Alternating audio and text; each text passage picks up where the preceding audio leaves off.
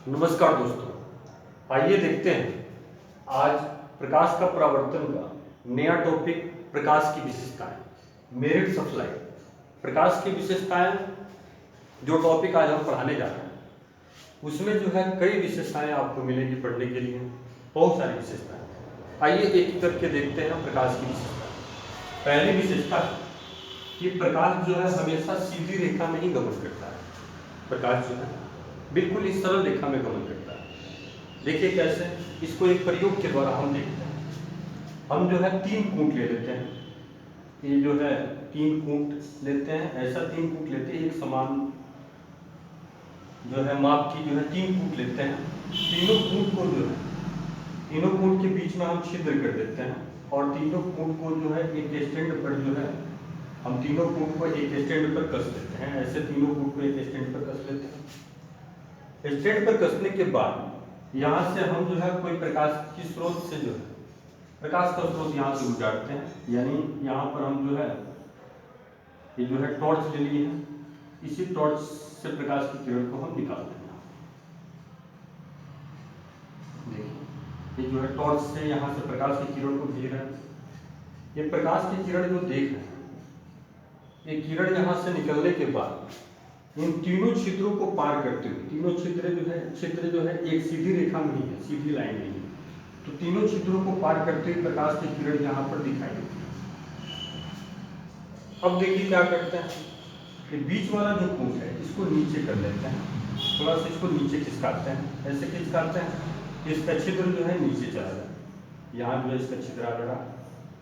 अब देखिए क्या होता है, प्रकाश की किरण इस छिद्र को तो पार करती है और पार करने के बाद से यहाँ पर किरण आकर फिर रुक जाती है। यदि किरण टेढ़ी मेढ़ी चलती है तो यहाँ से यह किरण इधर आ जाती, इधर आ जाती, फिर यहाँ से आकर के यहाँ पर निकलती, फिर ऐसे आकर के फिर यहाँ पर दिखाई देती। लेकिन ऐसा नहीं होता।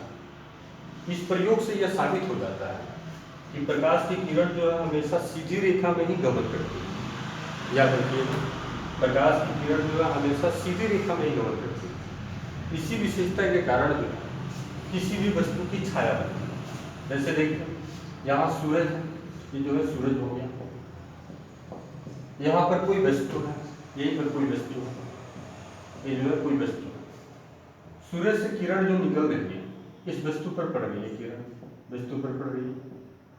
वस्तु जो है इस प्रकाश की किरण को यहाँ तक रोक रही है जहाँ तक वस्तु की लंबाई। जैसे ही इस वस्तु प्रकाश की किरण को यह वस्तु रोकती है तो आप देखते हैं कि यहाँ बगल में जो है इस वस्तु की छाया बन जाती है। यदि प्रकाश की किरण टेढ़ी मेढ़ी चलती है तो इधर से यह किरण आ जाती, फिर इधर से किरण आ जाती और ये छाया को जो है फिर उजाला में बदल देती। लेकिन ऐसा नहीं होता है, प्रकाश सीधी रेखा में चलती है, इसीलिए प्रकाश की किरण को वस्तु जो है रोक देती है और रोकने के बाद से इस वस्तु की बगल में जो है छाया बनती है। तो याद रखिए, क्वेश्चन पूछेगा कि किसी भी वस्तु की छाया जो है प्रकाश की किस विशेषता का कारण बनता है, तो प्रकाश की सीधी रेखा में गमन करने का। याद रखिएगा, प्रकाश की सीधी रेखा में चलने के कारण ही किसी भी वस्तु की छाया बनती है।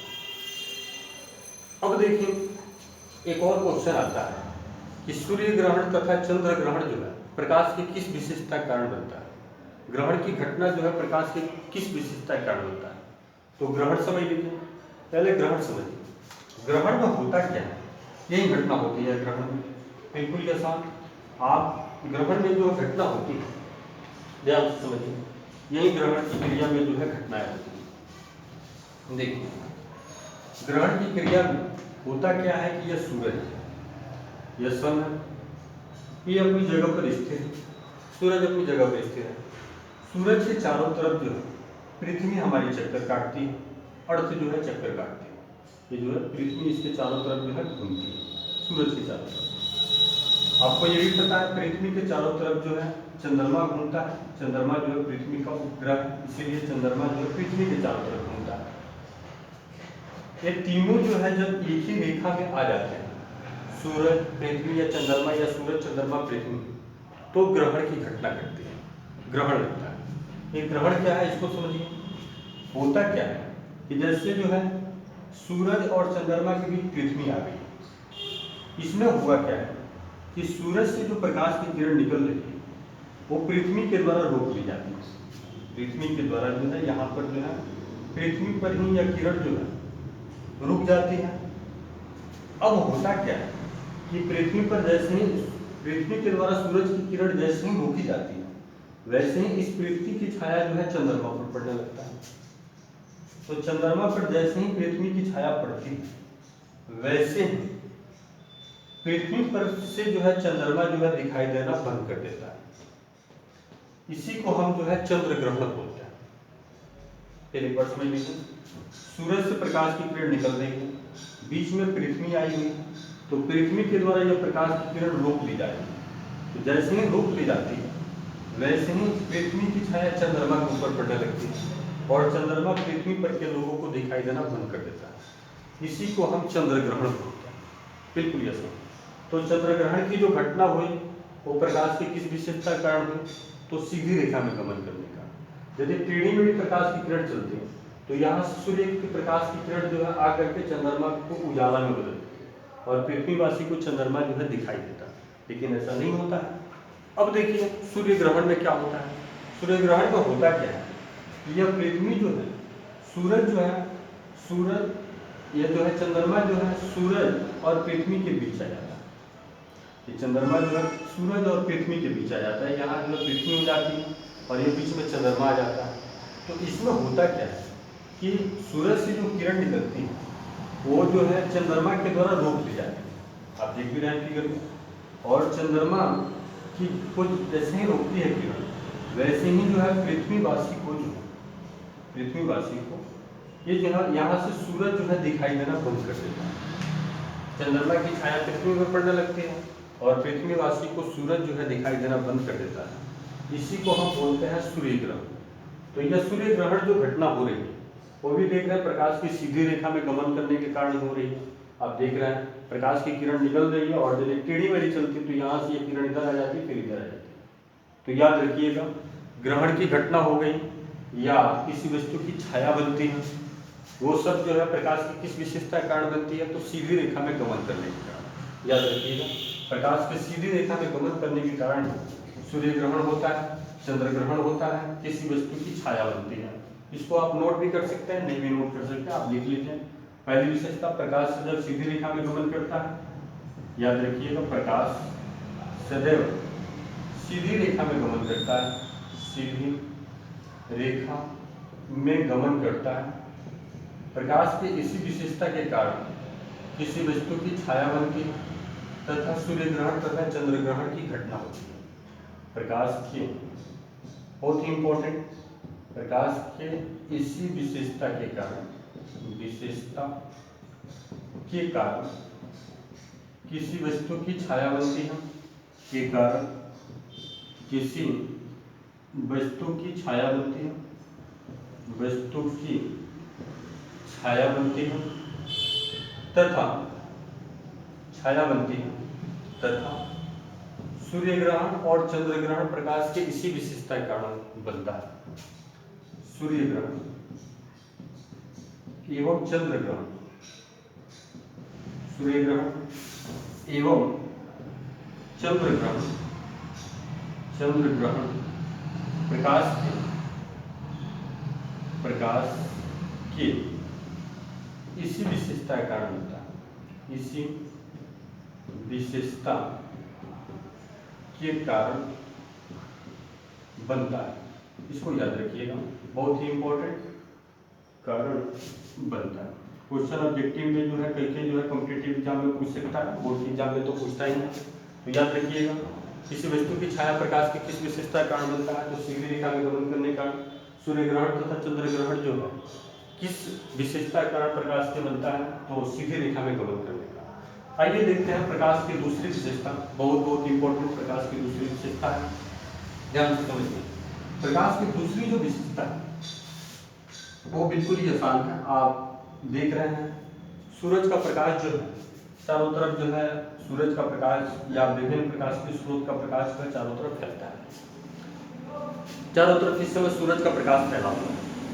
जिधर जहाँ जहाँ प्रकाश की किरण पड़ा हुआ है वहाँ वहाँ की सारी वस्तुएं हमको दिखाई दे रही है, हमको जो है सारी वस्तुएं दिखाई दे रही हैं। प्रकाश जो है खुद नहीं दिखाई दे रहा है, लेकिन जिन जिन वस्तुओं पर प्रकाश पड़ा हुआ है वे वस्तुएं जो है हमको जो है दिखाई दे रही है। अगली विशेषता हम बता रहे हैं, प्रकाश जो है खुद नहीं दिखाई देता है, लेकिन जिन जिन वस्तुओं पर वह पड़ता है उसको दिखलाने का काम करता है। रात में हम टॉर्च लेते हैं, टॉर्च से प्रकाश की किरण निकालते हैं, तो प्रकाश की किरण जिन जिन वस्तुओं पर पड़ती है वे वस्तुएं जो है हमको दिखाई देती हैं, लेकिन प्रकाश की किरण खुद नहीं दिखाई देता है। चारों तरफ सूरज का प्रकाश फैला हुआ है, प्रकाश की किरण हमको नहीं दिखाई दे रहा है, लेकिन जिन जिन वस्तुओं पर प्रकाश पड़ा हुआ है वे वस्तुएं दिखाई देती हैं। तो अगली विशेषता है कि प्रकाश खुद नहीं दिखाई देता है, लेकिन वह जिन जिन वस्तुओं पर पड़ता है उसको दिखलाने का काम करता है। दूसरी विशेषता, प्रकाश खुद नहीं दिखाई देता है, खुद नहीं दिखाई देता है, नहीं दिखाई देता है, लेकिन वह जिन जिन वस्तुओं पर पड़ता है, लेकिन वह जिन जिन वस्तुओं पर पड़ता है, जिन जिन वस्तुओं पर पड़ता है, वस्तुओं पर पड़ता है उसे दिखलाने का काम करता है, उसे दिखलाने का काम करता है, विजिबल करता है, दिखलाने का काम करता है। यह अगली विशेषता है, यह दिखलाता है। याद रखिएगा, प्रकाश जो है खुद नहीं दिखाई देता है, लेकिन वह जिन जिन वस्तुओं पर पड़ता है उसको दिखलाने का काम करता है। अगली विशेषता देखिए, प्रकाश की तीसरी विशेषता है, बहुत ही इंपॉर्टेंट अगली विशेषता। अब ध्यान देखिए, कई जो है एग्जाम में जो है तीसरी विशेषता पूछा हुआ है, इससे ऑब्जेक्टिव क्वेश्चन सब्जेक्टिव क्वेश्चन पूछा हुआ है, न्यूमेरिकल क्वेश्चन भी इस विशेषता से न्यूमेरिकल क्वेश्चन भी जो है पूछता है। अगली विशेषता में यह कि अलग अलग पारदर्शी माध्यम, जैसे यही सूर्य का प्रकाश है, यह सूर्य का प्रकाश जो है हवा माध्यम में चल रहा है, तो हवा में प्रकाश का वेग क्या होता है, अलग अलग आप देख रहे हैं। हवा हो गया, हवा को हम निर्वात भी बोलते हैं, तो हवा में प्रकाश का वेग जो होता है वो अलग होता है, 3 × 10⁸ मीटर प्रति सेकंड होता है। उसी तरह से यह प्रकाश की किरण जो है जब पानी में प्रवेश करता है तो यहाँ पर इसका वेग जो है अलग हो जाता है। पानी में प्रकाश की किरण जैसे ही प्रवेश करता है तो यह जो है 2.8 × 10⁸ मीटर प्रति सेकंड होता है, 2.5 × 10⁸ मीटर प्रति सेकंड हो जाता है। उसी तरह से शीशा में प्रवेश करता है, जैसे ही यह किरण जो है मान लीजिए यहाँ पर शीशा में प्रवेश कर रहा है, तो जैसे ही किरण शीशा में प्रवेश करता है तो इसका वेग जो है और कम हो जाता है, यानी 1.8 × 10⁸ मीटर प्रति सेकंड हो जाता है। अलग अलग पारदर्शी माध्यम आप देख भी रहे हैं, हवा में इसका वेग अलग हो गया, पानी में इसका वेग अलग हो गया, शीशा में इसका वेग अलग हो गया, यह पानी है, इस पानी में इसका वेग अलग हो गया, यहाँ शीशा है, जैसे शीशा में इसका वेग अलग हो गया, ग्लास में इसका वेग अलग हो गया। तो अगली विशेषता है कि अलग अलग पारदर्शी माध्यम में प्रकाश का वेग अलग अलग होता है। सबसे ज़्यादा जो है वेग होता है, वेलोसिटी जो होता है वो हवा में होता है या निर्वात में होता है, 3 × 10⁸ मीटर प्रति सेकंड। दूसरा पानी में होता है, उसके बाद 2.5 × 10⁸ मीटर प्रति सेकंड। तीसरा शीशा में होता है 1.8 × 10⁸ मीटर प्रति सेकंड। इसको आप जो है किलोमीटर में भी बदल सकते हैं, तो किलोमीटर बदलिएगा तो 3 × 10⁵ किलोमीटर प्रति सेकंड। इसका मतलब यह होगा कि प्रकाश की किरण जो 1 सेकंड में 3 लाख किलोमीटर हवा में चल जाता है। उसी तरह से पानी में किलोमीटर बदलिएगा तो 10⁵ हो जाएगा, तो 1 सेकंड में प्रकाश की किरण जो है पानी में 2.5 लाख किलोमीटर तक चला जाता है। उसी तरह से शीशा में किलोमीटर बदलिएगा तो 1.8 × 10⁵ किलोमीटर प्रति सेकंड हो जाएगा, यानी 1 सेकंड में शीशा में प्रकाश की किरण जो है 1.8 किलोमीटर चला जाता है। तो इस तरह से जो है अलग अलग पारदर्शी माध्यम में प्रकाश का वेग जो है अलग अलग होता है।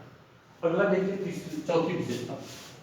चौथी विशेषता भी इसी पर आधारित है, आप देख भी रहे हैं।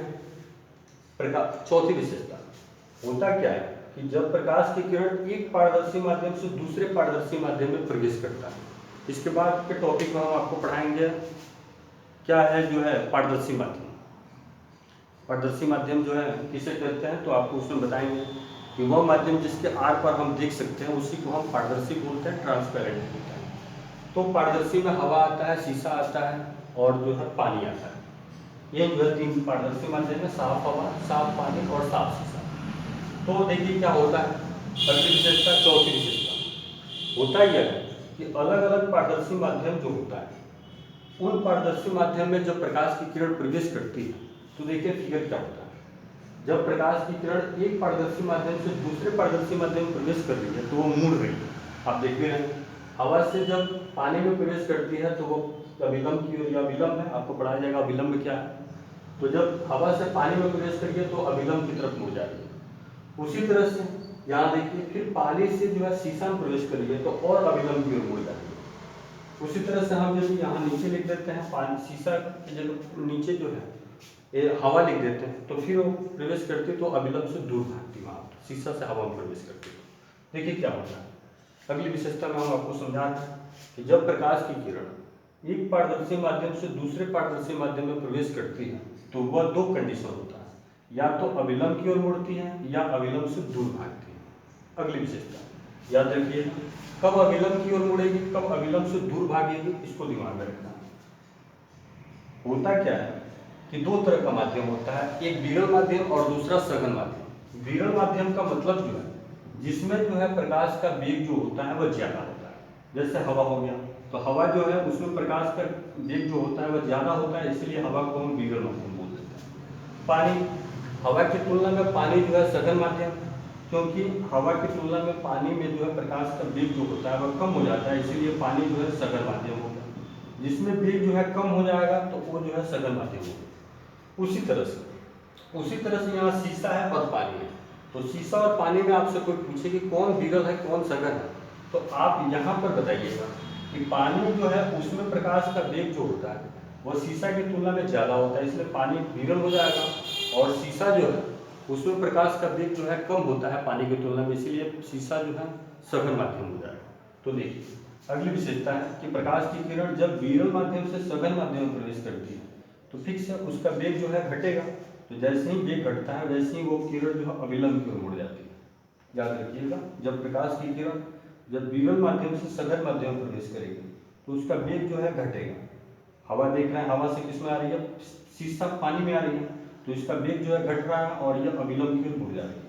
फिर उसी तरह से विरल माध्यम से सघन माध्यम में प्रवेश करेगी। यहाँ देखिए पानी जो है और शीशा में जो है पानी अब विरल माध्यम हो गया, शीशा सघन माध्यम। तो विरल से फिर सघन माध्यम में प्रवेश करिए तो फिर और वेग में कमी होगी और वह अभिलंब की तरफ मुड़ जाएगा। यही यदि शीशा नहीं रहता, यहाँ पर जो है हवा रहता, तो देखिए क्या होता, जैसे ही हवा रहता तो फिर इसका स्पीड जो है यहाँ हवा हो जाता, तो फिर इसका वेग यहाँ पर बढ़ जाता। हवा में प्रकाश की किरण जो है 10⁸ मीटर इतना स्पीड से 1 सेकंड में जाती है, इसलिए स्पीड बढ़ जाता और यह अभिलंब से दूर भागता। तो अगली विशेषता है कि प्रकाश की किरण जो है जब एक पारदर्शी माध्यम से दूसरे पारदर्शी माध्यम में जाती है तो वह अभिलंब की तरफ मुड़ती है या अभिलंब से दूर भाग जाती है। इसी को हम प्रकाश का अपवर्तन भी बोलते हैं। अगले टॉपिक में, अगले चैप्टर में ही पढ़ना है, रिफ्रैक्शन ऑफ लाइट में। तो आप समझ गए होंगे। अगली विशेषता आप याद भी कर लीजिएगा कि अलग अलग जब एक पारदर्शी माध्यम से प्रकाश की किरण दूसरे पारदर्शी माध्यम में प्रवेश करती है तो वह जो है अभिलंब की तरफ मुड़ती है या अभिलंब से दूर भाग जाती है। याद रखिए, इसको लिख भी देते हैं। जब प्रकाश की किरण एक पारदर्शी माध्यम से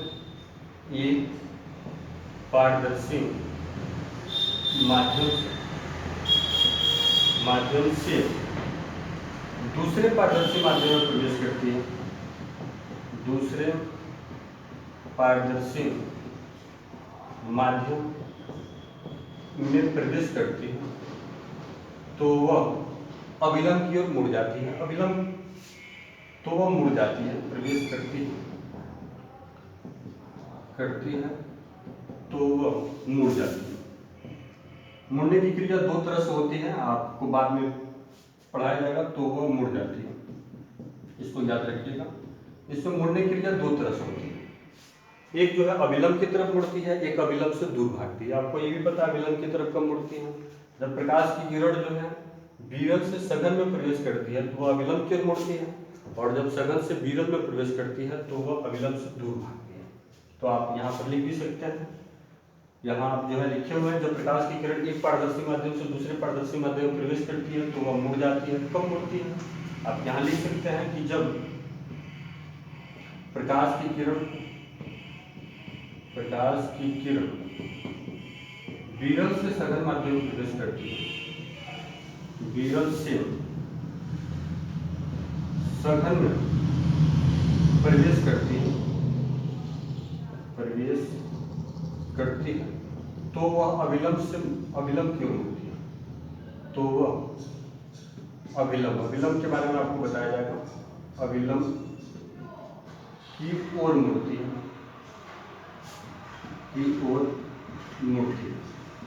तथा जब सघन से विरल में प्रवेश करती है, तथा जब सघन से विरल में प्रवेश करती है,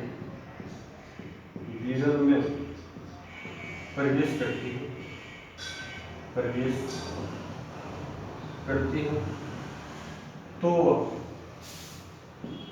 अविलंब से दूर मुड़ती है,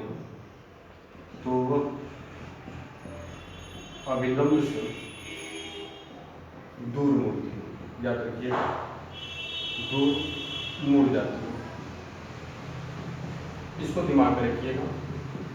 क्वेश्चन जो आप देखने में पूछ सकता है कि कैसे प्रकाश की किरण मुड़ती है, इसको दिमाग में रखिएगा। अगली विशेषता, आखिरी विशेषता बहुत ही इंपॉर्टेंट, पांचवी विशेषता है कि काफी इंपॉर्टेंट विशेषता है, तरंग दैर्ध्य पर आधारित है। प्रकाश के तरंग दैर्ध्य पर हम आपको जो है इस विशेषता के बारे में जो है अगले टॉपिक में भी आपको उसके बारे में चर्चा करेंगे, जब हम जो है प्रकाश का बड़ विक्षेपण बताएंगे। इस विशेषता का होता क्या है कि प्रकाश के तरंग दैर्ध्य का जो परिसर होता है, यानी प्रकाश जो फैलती है, प्रकाश जो है फैलने का परिसर होता है। जैसे यही यहाँ टॉर्च लिए हुए हैं, इस टॉर्च से जो है प्रकाश की किरण निकल रही है, यहाँ जो है टॉर्च से प्रकाश की किरण हुई, या जो टॉर्च इस टॉर्च से प्रकाश की किरण निकल रही है। तो प्रकाश के तरंग दैर्ध्य का जो परिसर होता है, फैलने का जो परिसर होता है, याद रखिएगा 3800 एंगस्ट्रॉम से 3800 एंगस्ट्रॉम, ये तरंग दैर्ध्य का परिसर मापने का इकाई होता है एंगस्ट्रॉम। 3800 एंगस्ट्रॉम से 7800 एंगस्ट्रॉम तक होता है। कितने रेंज तक प्रकाश की किरण जो है फैल सकती है? याद रखिएगा, प्रकाश के तरंग दैर्ध्य का परिसर जो होता है 3800 एंगस्ट्रॉम से 7800 एंगस्ट्रॉम तक होता है। एक एंगस्ट्रॉम जो होता है इसमें जो है 10 के पावर -10 मीटर होता है। ये जो है कई एग्जाम में पूछा होगा कि एक एंगस्ट्रॉम में कितना मीटर होता है, तो 10 के पावर -10 मीटर होता है। ये जो है आपको पढ़ाया जाएगा बड़ विक्षेपण में। तो बड़ विक्षेपण में बताया जाएगा कि सबसे कम तरंग दैर्ध्य जो होता है वह बैगनी का होता है। बैगनी रंग के प्रकाश का तरंग दैर्ध्य सबसे कम होता है, इसलिए बैगनी रंग का तरंग दैर्ध्य जो होता है 3800 एंगस्ट्रॉम तक होता है। और सबसे ज्यादा तरंग दैर्ध्य जो होता है वह लाल रंग के प्रकाश का होता है, इसका तरंग दैर्ध्य जो होता है 7800 एंगस्ट्रॉम तक होता है। तो अगली विशेषता है कि पांचवी विशेषता कि प्रकाश के तरंग दैर्ध्य का परिसर जो होता है 3800 एंगस्ट्रॉम से 7800 एंगस्ट्रॉम तक होता है।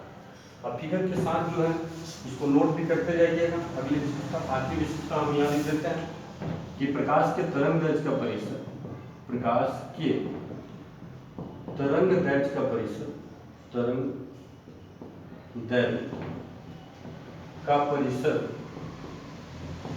3800 एंगस्ट्रॉम से 7800 एंगस्ट्रॉम तक होता है। 7800 एंगस्ट्रॉम तक होता है।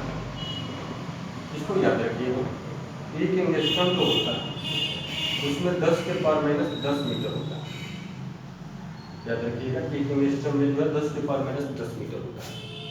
इस तरह से जो है आप प्रकाश की सारी विशेषताएं जो है आप समझ गए। फिर एक बार हम रिपीट करते रहे हैं। प्रकाश की जो है 5 विशेषताएं आपको बताया है, इसको दिमाग पर रखिएगा। और भी विशेषताएं प्रकाश की, और भी छोटी बड़ी विशेषताएं हैं, लेकिन जितने भी मतलब विशेषताओं से क्वेश्चन पूछता है वो सारे जो है विशेषताएं हम आपको बता दिए हैं। बहुत ही इंपॉर्टेंट सारी विशेषताएं हैं। इन्हीं विशेषताओं के आधार पर अगला टॉपिक भी जो है इन विशेषताओं का जिक्र हम उसमें करेंगे। अगले टॉपिक में बहुत से रिलेवेंट क्वेश्चन मिलेगा, तो इस टॉपिक से भी उसमें जो है अगले टॉपिक में जो है इस टॉपिक का जो है रिलेशन है, इसको तैयार निश्चित रूप से कर लीजिएगा। फिर एक बार देख लीजिए प्रकाश की कौन कौन सी विशेषताएं हैं। तो पहली विशेषता है प्रकाश सीधी रेखा में चलती है। याद रखिएगा, प्रकाश जो है हमेशा सीधी रेखा में चलती है। प्रकाश के सीधी रेखा में चलने के कारण किसी वस्तु की छाया बनती है, सूर्य ग्रहण बनता है, चंद्र ग्रहण लगता है, यानी ग्रहण की घटना जो है प्रकाश की सीधी रेखा में चलने के कारण ही होता है। दूसरी विशेषता, चारों तरफ प्रकाश फैला हुआ है लेकिन प्रकाश जो है खुद नहीं दिखाई दे रहा है, जिन जिन वस्तुओं पर पड़ रहा है वे सारी वस्तुएं जो है दिखलाने का काम कर रहा है। दूसरी विशेषता है, प्रकाश खुद दिखाई नहीं देता है लेकिन जिन जिन वस्तुओं पर वो पड़ता है उन वस्तुओं को दिखलाने का काम करता है। तीसरी विशेषता है कि अलग अलग पारदर्शी माध्यम में प्रकाश का वेग जो होता है वह अलग अलग होता है। हवा में प्रकाश का वेग अलग होता है, शीशा में अलग होता है, पानी में अलग होता है। आपको पता है हवा या निर्यात जो होता है उसमें प्रकाश का वेग सबसे अधिक होता है, 3 × 10⁸ मीटर प्रति सेकंड या 3 × 10⁵ किलोमीटर प्रति सेकंड, यानी 1 सेकंड में हवा में प्रकाश जो है 3 लाख किलोमीटर चला जाता है। उसी तरह से पानी में जो है प्रकाश का वेग जो होता है 2.5 × 10⁵ किलोमीटर प्रति सेकंड होता है, यानी 1 सेकंड में पानी में जो है प्रकाश 2.5 लाख किलोमीटर चला जाता है। उसी तरह से शीशा में प्रकाश का वेग होता है 1.8 × 10⁸ मीटर प्रति सेकंड या 1.8 × 10⁵ किलोमीटर प्रति सेकंड, यानी 1 सेकंड में शीशा में प्रकाश का वेग जो होता है वह 1.8 किलोमीटर चला जाता है। याद रखिएगा। इस तरह से तीसरी विशेषता समाप्त हुई। अगली विशेषता है कि जब प्रकाश की किरण विरल माध्यम से सघन माध्यम में प्रवेश करता है या सघन से विरल माध्यम में प्रवेश करता है या एक पारदर्शी माध्यम से दूसरे पारदर्शी माध्यम में प्रवेश करता है तो वह मुड़ जाता है। याद रखिएगा, जब प्रकाश की किरण जो है एक पारदर्शी माध्यम से दूसरे पारदर्शी माध्यम में प्रवेश करता है, यानी हवा से पानी में प्रवेश करता है या पानी से शीशा में प्रवेश करता है या पानी से हवा में प्रवेश करता है तो वह मुड़ जाता है। इसी मुड़ने की क्रिया को हम जो है अपवर्तन में आपको पढ़ाएंगे। अपवर्तन, प्रकाश का अपवर्तन जो है किसे कहते हैं, तो यही क्रिया को प्रकाश का अपवर्तन भी कहता है। कि प्रकाश की किरण जो है एक पारदर्शी माध्यम से दूसरे पारदर्शी माध्यम में जब प्रवेश करता है तो वह मुड़ जाता है। अगली विशेषता हम आपको बताएं कि प्रकाश का तरंग दैर्ध्य जो होता है, वेवलेंथ जो होता है लाइट का, वो 3800 एंगस्ट्रॉम से 7800 एंगस्ट्रॉम तक होता है। याद रखिएगा, प्रकाश के तरंग दैर्ध्य का परिसर 3800 एंगस्ट्रॉम से 7800 एंगस्ट्रॉम तक होता है। सबसे कम तरंग दैर्ध्य बैगनी रंग का होता है 3800 एंगस्ट्रॉम और सबसे अधिक तरंग दैर्ध्य लाल रंग का होता है 7800 एंगस्ट्रॉम। इसीलिए लाल रंग जो है काफ़ी दूर से ही दिखाई देता है। याद रखिएगा, पहले लोक चाकरी में भी यह क्वेश्चन जो है पूछता है, इसको दिमाग में रखिएगा। 1 एंगस्ट्रॉम में जो है 10⁻⁻10 मीटर होता है। याद रखिएगा दिमाग में, 1 एंगस्ट्रॉम में कितना मीटर होता है, तो 10⁻⁻10 मीटर। इस तरह से जो है प्रकाश की विशेषताएं हम आपको बताएं, 5 विशेषताएं बताएं। इसको निश्चित रूप से तैयार कर लीजिएगा, 1 से 2 बार वीडियो देखिएगा तो आपको जो है हमेशा के लिए क्वेश्चन जो है दिमाग में फिट हो जाएगा। अगला टॉपिक हम जो है नए क्लास में जो है पिंड के बारे में पढ़ाएंगे, इंटेंसिटी के बारे में पढ़ाएंगे। आपको अगले क्लास में बताएंगे पिंड क्या है, दीप्त पिंड क्या है, अदीप्त पिंड क्या है, दीप्त पिंड की कौन कौन सी विशेषताएं हैं, अदीप्त पिंड की कौन कौन सी विशेषताएं हैं। उससे भी क्वेश्चन जो है निश्चित रूप से जो है बोर्ड के एग्जाम में, विभिन्न प्रकार के कॉम्पिटेटिव एग्जाम में पूछता है। आज का टॉपिक जो है आपके लिए बहुत ही खास था, इसको निश्चित रूप से आप तैयार कर लीजिएगा। आपको हमारा यह मेहनत जो है कैसा लग रहा है, आप हमें कमेंट करके ज़रूर बताइएगा। मेहनत पसंद आता है तो आप हमारे चैनल को सब्सक्राइब कीजिए, दूसरे विद्यार्थियों के पास शेयर कीजिए, आप लाइक भी कीजिए ताकि हमारा जो है मनोबल बढ़े और जो है दूसरे विद्यार्थियों के पास जो है ज़्यादा से ज़्यादा जो है इस वीडियो को शेयर कीजिए। धन्यवाद दोस्तों।